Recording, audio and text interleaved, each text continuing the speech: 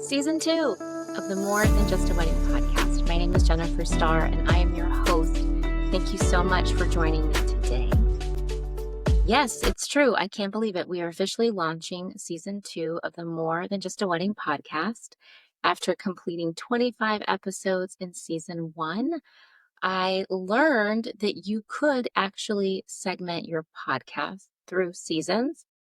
And at first I thought, I probably don't need to do that. I can just keep going every week. And then I realized I think a break would be good for so many reasons. Number one, just having, bookends to the podcast itself, having some downtime to be able to really reflect and create the vision and next steps for the future of the podcast. And also just take a little time to step back and produce events to gain more stories to share, quite frankly.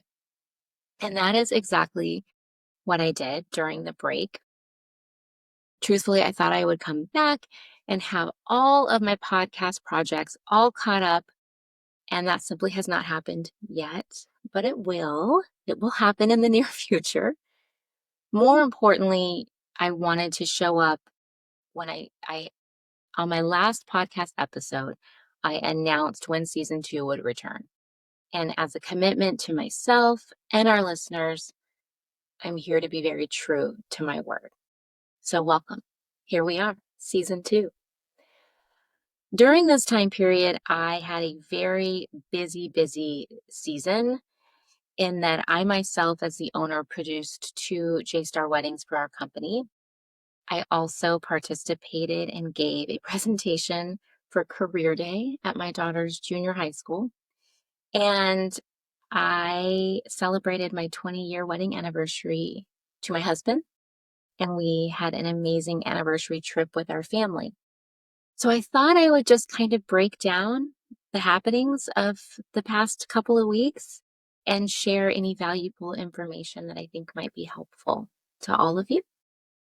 So here we go. All right. Again, when I'm doing solo podcasts, they're still not incredibly comfortable for me because I'm essentially having a conversation with myself, which is not the most natural flow. So I'm going to give myself permission. I've asked myself questions prior to hopping on camera. I've answered those questions. I'm not going to read my script word by word because that's boring, but I am going to read the questions out loud and answer them for all of you. So, question number 1. Have I felt grounded, stretched, tired, grateful, or reflective during the season? Honestly, I have felt literally all of those feelings. The last 45 days to 2 months, again, we're very busy. I was able to really step into planner mode and had to break a little bit on business owner mode, which you can only do to a certain extent because you have to keep your business fully operating and functioning and so forth. But some of the things such as marketing, certain follow-ups on creative projects, more of our internal checks and balances, I had to pause on a little bit in order to give my full attention to my planning clients. And stepping back on the field into planner mode, such a good reminder. A good reminder in that it's a lot of work. It is a lot of work, a lot of hours, a lot of fine tuning, a lot of emailing, a lot of puzzle pieces that you're putting together. And mostly it's a great deal of responsibility on your shoulders. Thankfully, gratefully, the 2 beautiful couples I was able to work with, I knew wholeheartedly they trusted me. And that is the secret to the planning process, just being able to do the best of my ability, knowing that I have their trust. It's literally everything. We talk about it a lot. But I had their trust, which helped.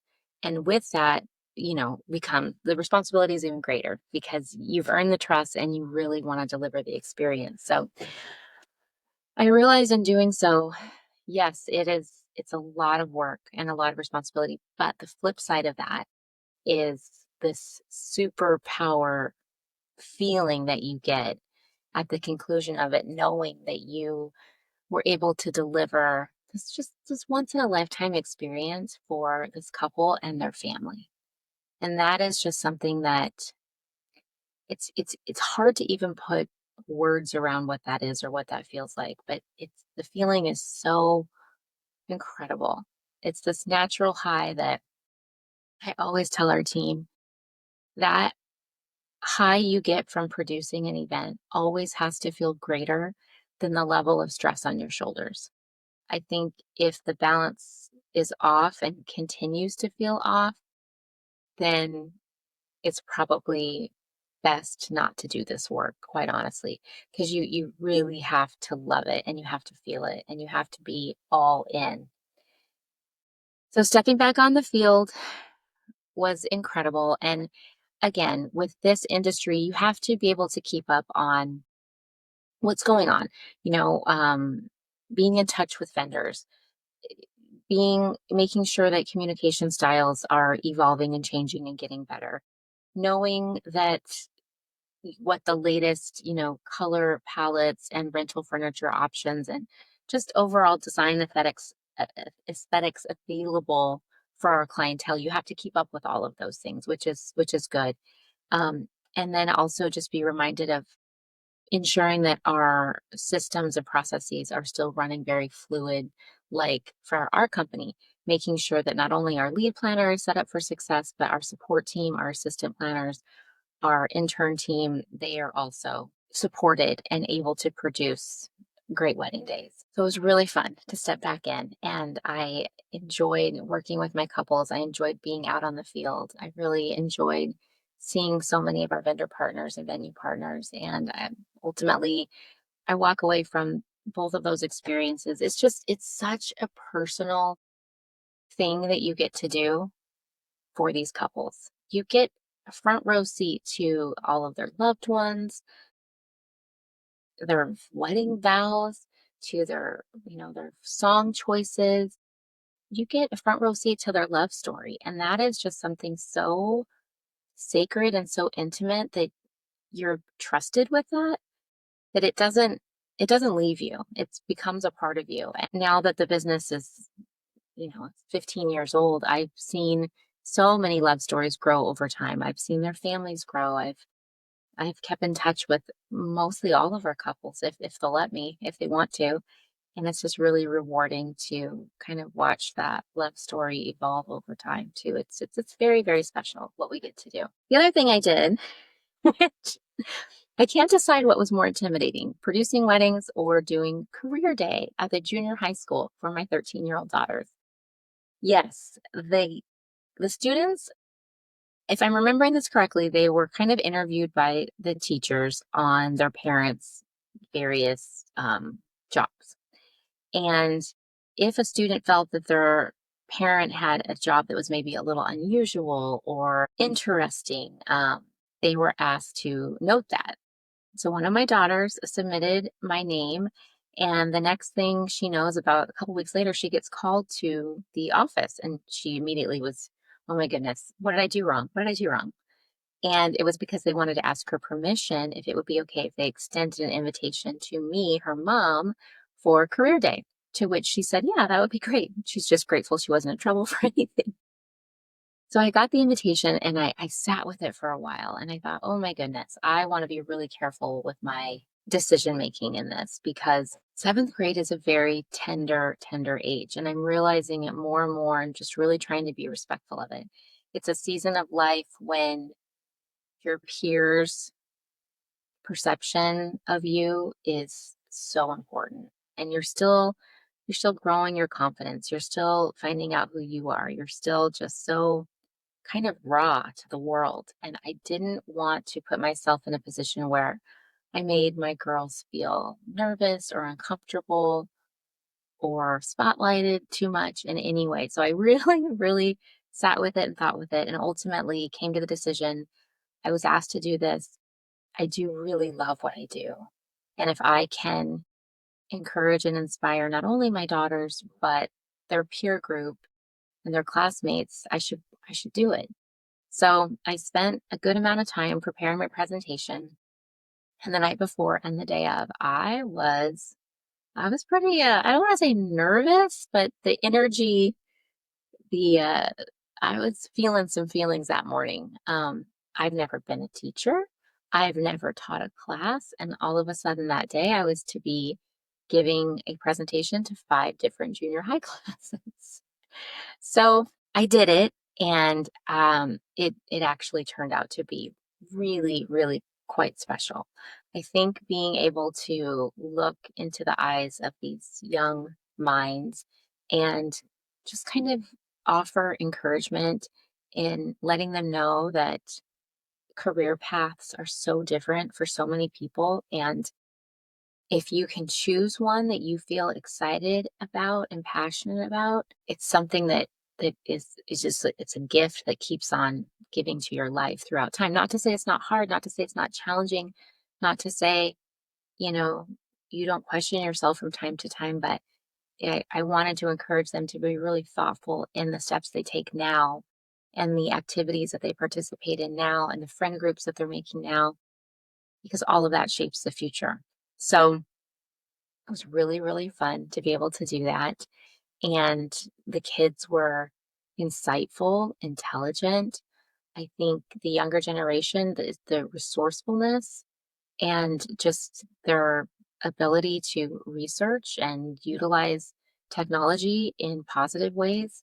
I think we have a really fantastic group of young people that are going to be making some big waves here in the future, and that was inspiring for me, quite honestly. The other thing that I felt empowered to discuss is it wasn't just about wedding planning or even owning a business. It was about the industry that I work in has so many incredible people in it, layered in different opportunities, from lighting to sound, musicians, DJs, floral designers, rental companies, graphic artists, a million more. There's so many opportunities within not just the wedding industry, but the event industry. And I think for me, it's really fun because if you work in the event industry, you're a pretty fun person. I mean, you enjoy it, you get inspired by it, it lights you up.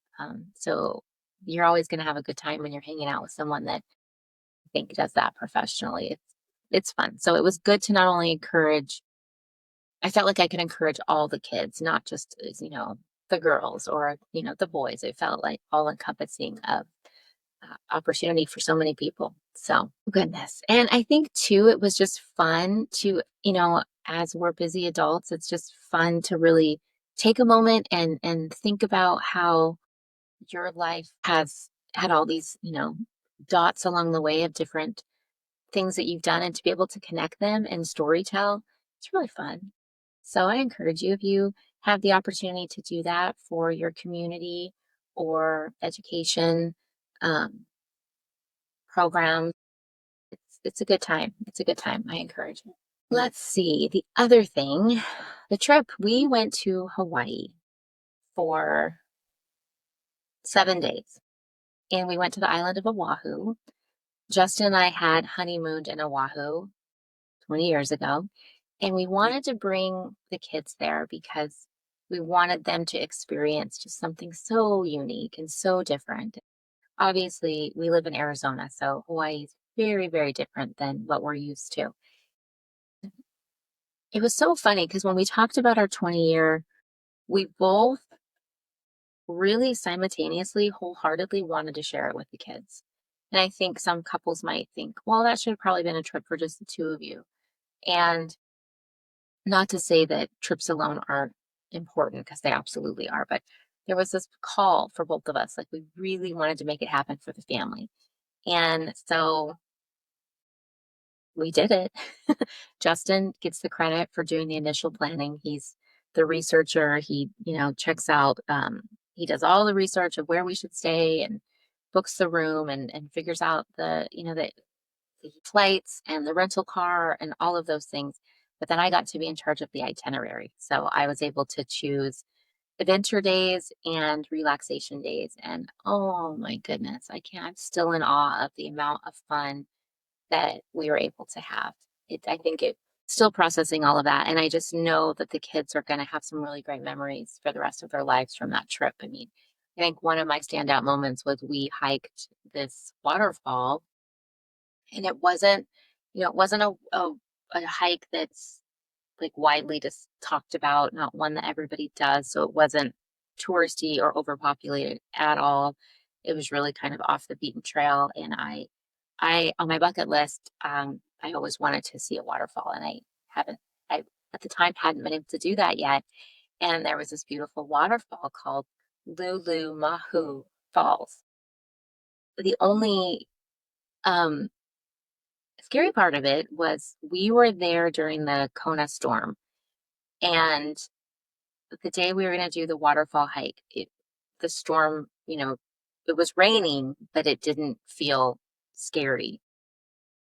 So we thought, what the heck? And as we start this hike, I am realizing that we're sloshing around in mud. I mean, the first 10 minutes in, we already have mud, past our knees, and the rain is not going to let up. And you get to a certain point where I looked at Justin and I thought, is this like good parenting? Are we going to get our kids stuck in this tropical jungle, hillside? But we were already in it. So we decided to keep on going, and the trail wasn't marked very well at all. Like, it once in a while you'd see like a little pink tag in the tree, but then you'd see like an orange one. It was very confusing. So we just had to, our phones weren't working. We really couldn't, everything was soaked. Um, Even if we could get service, like, our phones were getting drenched. So we just had to stay the course and kind of calmly navigate this hike. And there was this moment where we turned the corner and this waterfall just appeared, and it was so incredible. It was that moment, like, yes, this is worth it. And that was probably my highlight of the trip, among so many other wonderful things. But I love when my family kind of can push themselves to do something that feels really hard but has such an amazing outcome. So much fun doing that. The biggest takeaway that I wanted to share with all of our listeners, because I feel like our listeners are working professionals that have a lot going on in their life. One thing I did for myself that I really need to continue working on is I signed out of work completely for 7 days. No email. I didn't even check it once. No business social media. We have an internal chat group for our team. I signed out of that. Everything. I had previously communicated with two of my incredible team members to have me covered in the ways I would need to be covered during that time. I had communicated to I had one couple that hadn't had their wedding yet. I communicated with them ahead of time, tied up everything I could do to get us to a really solid point to allow me to have 7 days of off planning. And I knew that they felt good about it. And then I enjoyed the experience. And I tell you that, my friends, because I came back feeling like I hadn't felt more rested probably in 10 years than I did when I came back from that trip. And that just goes to prove that we are inundated with information beyond what our human brains are capable of handling. It's too much. It's too much. And I think now that most of us have, a lot of us have like hybrid jobs or virtual jobs or jobs that, uh, can require attention in the evenings, can, like, in our situation, we do events on the weekends. So even having like office hours can be really challenging for people. But when I came back, I didn't miss much. I hadn't seen any news stories, which was probably very healthy. Um, there really weren't any client issues. Everything was okay. And that was just insightful for me to realize that taking 7 days off, my business is still existing. We're still moving forward. Everything's going to be okay. So if I could take 7 days off, well, I could definitely take a Saturday off or a Sunday off, or I can check out in the evenings and not feel like I have to attend to everything that comes in. So I'm sharing this with all of you because I know the majority of us struggle with balance in our careers, and it made me feel healthier and so present with my family. And the days felt long and full and just rich with experiences. And I just highly recommend that. One tool that I use I need to be more consistent with it. It's called a brick. It's a literal brick. I wish I had it up here. You just slide it on the back of your phone and it disables any distracting apps. So for me, like I use my phone for navigation, I use it for music, I use my calculator, I use my banking. I have to be able to text my family, but I don't need the hundreds of other apps that are on that are distractions. So the brick is really great. You can just disable those apps, and then when you're ready to log back in to work, you just unbrick it. And it's pretty powerful because we essentially can't really live without these devices now, unfortunately. So it's a nice way to be able to segment the need in them. Okay. Let's see, what else did I want to make sure that I talked about? So, in closing, the purpose of this episode was really just to come back and share about the idea of how layered life really is. We're not just one thing at one time, we're multiple things. We're spouses, we have siblings, we have parents, we're friends, we're leaders in our work or volunteer work. We're so many roles, and oftentimes we try to do it all at once, and that can be very draining. So, just want to encourage you to know that it's okay not to do everything all at the same time, especially if you're also planning a wedding. My goodness, it's quite healthy to segment those roles, time block those times so that you can enjoy the experience. And in conclusion, I just want to share again, this podcast has never just been about a wedding. It's about everything that happens behind the scenes, the pressure, the trust, the relationships, the growth, the identity shifts, the family moments, the pauses, and the perspective that we gain when we slow down enough to notice it all. And that's why I named this podcast More Than Just a Wedding, because the wedding is the event, but it's not everything around the story. And I think that's true for all of us in our work, our roles, our milestones. They're never just what it looks like on the surface. They're everything that shaped us and what we're carrying and what we're learning and becoming along the way. So thank you. I'm excited to get this podcast launched into season 2. I've already conducted some phenomenal interviews, and I'm excited to share with you. They will be released in the coming weeks. And as always, if you have any suggestions for topics or anything you'd like me to deep dive on this podcast, just let me know. Thank you so much for listening and watching.